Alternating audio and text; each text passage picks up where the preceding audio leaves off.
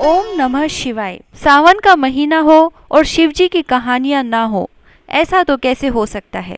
इसीलिए हम शिव जी की एक मजेदार कहानी लेकर आए हैं। एक दिन शिव जी पार्वती जी से बोले कि मैं दुनिया का खेल देखने जा रहा हूँ। पार्वती जी बोली कि मैं भी साथ चलूंगी। शिव जी बोले कि रास्ते में भूख प्यास लगेगी, आप नहीं चल पाओगी। पर पार्वती जी ने जिद पकड़ ली कि मैं तो चलूंगी। तब दोनों जने नंदी पर बैठकर निकल पड़े और आगे जाकर बाजार में से निकले तो बहुत से लोग उन्हें देखकर हंसने लगे।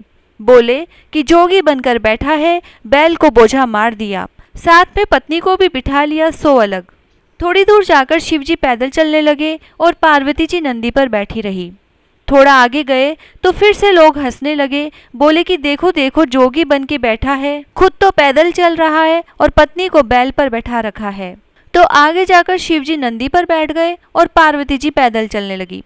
अब फिर थोड़ा सा आगे गए तो फिर सब हंसने लगे और बोलने लगे कि खुद तो बैल पर चढ़ रखा है और पत्नी पीछे पैदल पैदल भागी जा रही है। ऐसे चलते चलते फिर थोड़ा सा आगे जाने के बाद शिवजी एक पेड़ के नीचे तकिया लगाकर सो गए। पास में से कुछ औरतें निकली तो बोलने लगी कि देखो तो सही, जोगी ही है पर तकिए के बिना नहीं सोता, और आगे निकल गई। तो शिवजी ने तकिया निकाल दिया। थोड़ी देर में वही औरतें वापस आई। उन्होंने देखा तो फिर से बोलने लगी, देखो तो जोगी में कितना गुस्सा है, हमने बोल दिया तो तकिया ही निकाल दिया, और आगे चली गई। शिवजी पार्वती को बोले कि देख लिए दुनिया के खेल, आदमी को कैसे भी तसल्ली नहीं है, उन्हें हर तरह से परेशानी है। अब हम कैलाश पर्वत पर चलेंगे और वहीं चलकर रहेंगे। थोड़ी दूर गए होंगे कि पार्वती जी बोली कि मुझे तो प्यास लग रही है। शिवजी बोले कि मैं तो पहले ही आपको मना किया था कि मेरे साथ मत चलो, आपसे नहीं हो पाएगा, पर आप मानी ही नहीं। पार्वती जी तो जिद करके बैठ गई कि मुझे तो पानी पिलाना ही पड़ेगा। तब शिवजी ने जटा खोलकर गंगा बहा दी और शिवजी पार्वती जी नंदी पर बैठे बैठे ही जल पी लिए।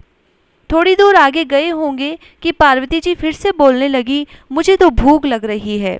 शिवजी बोले कि मैंने तो आपसे पहले ही कहा था कि आप मत चलो, भूख प्यास लगेगी, आपसे नहीं चला जाएगा। पर पार्वती जी ने जिद पकड़ ली कि अब तो आगे खाना खाकर ही जाएगी। अब शिवजी और पार्वती जी एक बुढ़िया के पास गए और बोले कि बुढ़िया माई अलख राम। बुढ़िया माई पूछी कि अलख राम को क्या चाहिए। शिवजी बोले कि खीर खांड के भोजन चाहिए।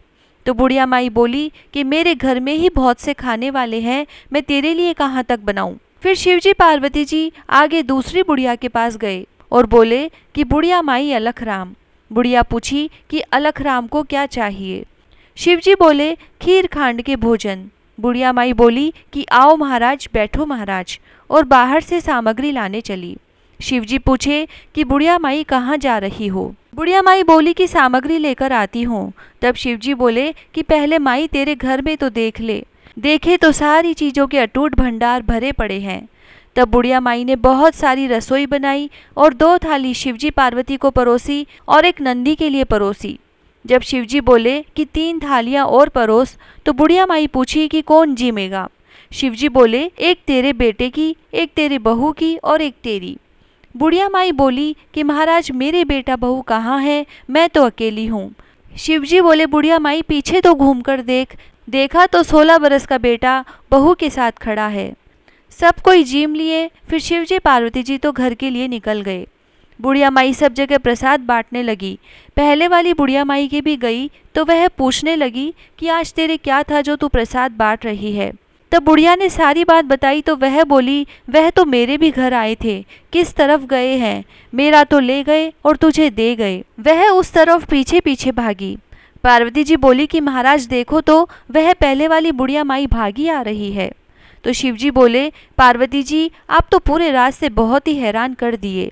बुढ़िया आई और बोली कि मेरे से तो ले गए और उसको दे गए। शिवजी बोले कि मैं तो किसी से भी लिया नहीं और मैं तो किसी को दिया भी नहीं। तूने ना करी, तेरे ना हो गई, उसने हाँ करी तो उसके सब कुछ हो गया। बुढ़िया माई बोली मेरे घर में तो कुछ भी नहीं बचा। जब शिवजी बोले कि तेरे धन में से आधा धन उसको दे तो सब कुछ हो जाएगा। बुढ़िया माई बोली कि दे दूंगी, और उसके वैसे ही धन हो गया। तब उसने आधा धन बुढ़िया माई को दिया। हे शिवजी भगवान, जैसी बुढ़िया माई ने रसोई जिमाई, उसको धन दिया वैसा सबको देना। कहता ने सुनता ने हुकारा भरता ने सारे परिवार की रक्षा करना। जय श्री राधे।